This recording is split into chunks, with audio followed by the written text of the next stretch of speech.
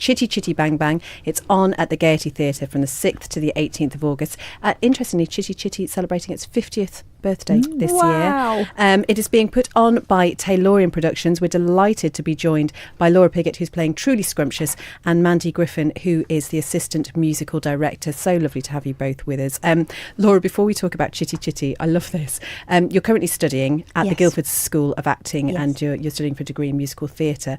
One of your most memorable acting moments is when you had to go on as Sister Mary Robert in Sister Act mid-run because a cast member was ill. How long did you have to prepare for that?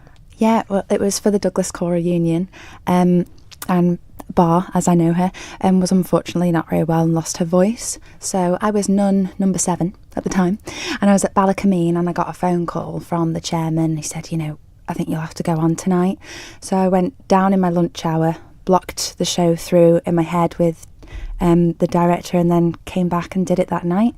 It's one of my dream roles anyway, and because I really look up to Bar, I'd sort of learnt it in rehearsals anyway, but going on, sort of not knowing where I was going, it was quite kind of a real acting moment because she's this scared, vulnerable nun, so I didn't really have to act. I was actually terrified, and then I played her for the rest of the run. And I saw it, and she was absolutely brilliant. She was so good. I didn't know that. I thought you were just the person in the role, so that was very well done. Absolutely brilliant. So Chitty Chitty then playing Truly Scrumptious. I mean, how does that feel? Yes, very, very exciting. It's not usually a role I would play, but she's a fantastic character, and I've loved exploring her and what she's really about. Because you're actually doing something a bit different with her, aren't you? Yes, we've talked about making her more of a strong, independent, knows her own mind, knows her own ability. Her first entrance is on a motorbike, in a pair of trousers. How cool is that? It'll be a bit different. We'll still have aspects of Truly there, the good RP accent and, her songs. But I think it's nice to embellish that side of her and her own opinions and thoughts. And she's a very strong woman, so that's really nice. Oh, how brilliant to be able to explore the character in that way. That's fantastic. Mandy Griffin, very well known here in the Isle of Man. And I'd say you not only are the assistant musical director, you're also in it as well, are you, Mandy? I am in it, although I'm a bit anxious about it, actually, because so far I've kind of been on the assistant musical director side of things. But now the actual musical director, Kelvin, is back over. I'm able to do my bit in it, but I haven't really done that yet. And so I think everyone's going to be miles ahead of me, and I'm going to be the person who's holding everyone up. But it's interesting it's the first time I've done 2 things at once. I've either been assistant musical director or I've been in shows. So interesting doing both this time. And how have you two worked together then? How has that sort of dynamic worked? With Kelvin, the musical director. Well, he's like Chris, our director, he's been over periodically. So he came over for the auditions and then was here for a little bit at the start of the process. And then I kind of took over the note bashing side of things and just keeping things ticking over at rehearsals, and in constant communication with him about what's going on. And he's back now, so I don't have to worry anymore. And so which character are you playing? I'm Miss Phillips, who's kind of she's sort of the head administrator at the Scrumptious factory. She's quite full of herself. And then I'm sort of citizen of the town and Bulgaria as well. What a great name for a character. Bulgaria. That's great. And it's interesting that you're doing this because obviously it's so popular and has been such a family favourite, hasn't it? This and translating it onto the stage is no mean feat, not least because of a certain bit of equipment or vehicle that is going to be in the Gaiety. Can you tell us much about the car? Our main part, Chitty, which is lovely. We can't say too much, but we've seen pictures of her this week, and she's been made across, and she's coming over, and she looks fabulous. Is she going to fly? Yes, she is. She is. Oh, so exciting! We've had flying carpets, we've got flying cars. The Gaiety is just becoming this. Well, it is. It's a magic venue anyway, isn't it? It's just brilliant. And I said family favourite. One of our other guests in the studio, Jackie Grace, knows all of the words apparently to Chitty. So you're not going to sing them for us? Oh, I'll bring a microphone over in a minute. It's been quite an exciting time for the cast, because I know some people were trying on their costumes last night. Laura, that's going to be you tonight, is Yes, it? it You get to is. delve in the wardrobe. Yes, I can't wait. I'm really excited. The costumes look fantastic.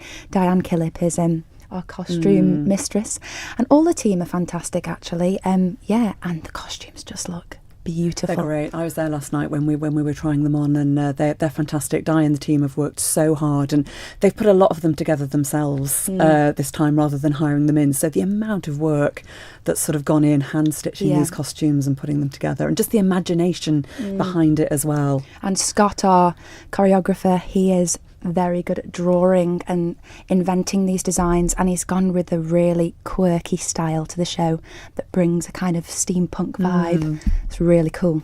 Oh, it does sound cool, because it's actually on tour in different places as well, isn't it? So this is going to be a really unique version of it. Yeah, definitely. Yeah. And Can't wait. obviously one of the key things about Chitty Chitty Bang Bang is the children. Yes. Tell us Jeremy and Jemima. about your characters, the actors. It's been lovely getting to know them. They're fantastic kids. We've got Daisy Divers and Harriet Shooter as Jemima, and Leo Dixon and William Shooter as Jeremy.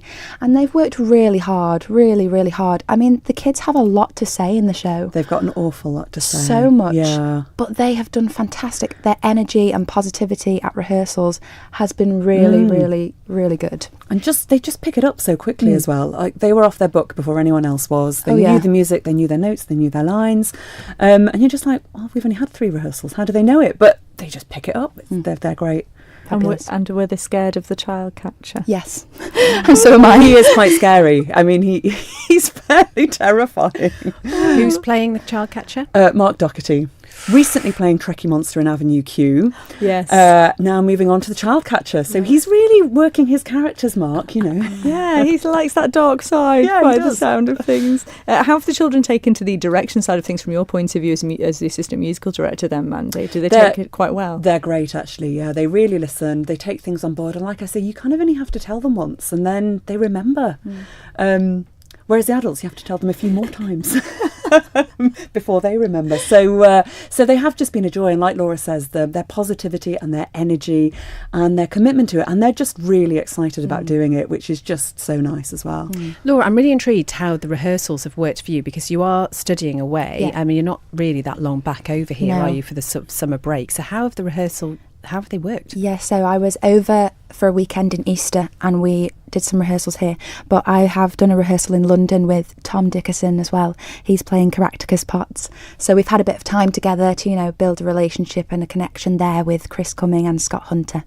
And so coming back, it was nice to gel with the Isle of Man team, and it's just been really nice working with everyone now. It's intensive now until the show, so that'll be really I was great. going to say, you kind of live and breathe it, don't you, for the next few weeks, because it's a long run and you really, it's such a huge commitment. It's absolutely brilliant. Anybody who's at Strictly Manx will have seen you perform there, which Yes. was, and you were with Daisy and Leo then, were you? Yes, I was, yeah. They were brilliant, weren't Yeah. They were so good. It's the first I'd seen of it, and I have to admit, I'm friends with Jack Davis, I think knows Laura as well, and so I messaged him and said, "Who is that again that's playing Truly Scrumptious? She's absolutely brilliant." So while you were on stage, we were both going, "Oh, she's so good. Oh, her voice is so good." But it was just superb, absolutely superb. And I should say that Charlotte, who's with us today, you are no stranger to the stage yourself, are you? Is listening to this, is that making you want to get back on the stage again?